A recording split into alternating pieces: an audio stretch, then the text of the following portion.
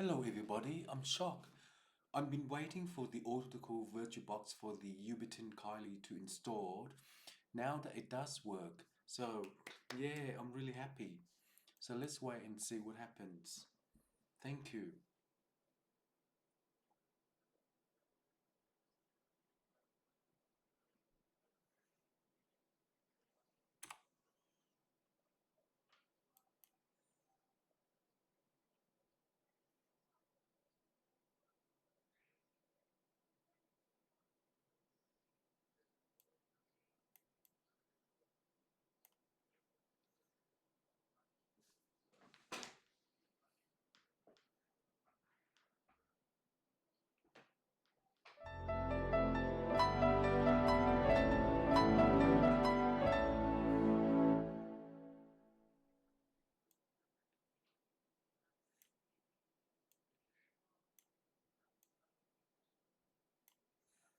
Oh, it's a big system.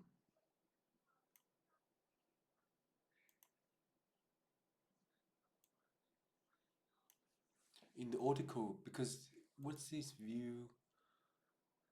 Ah, right, you have to know how to view it. So it does work in the article system, so thank you. But anyway, that's pretty good.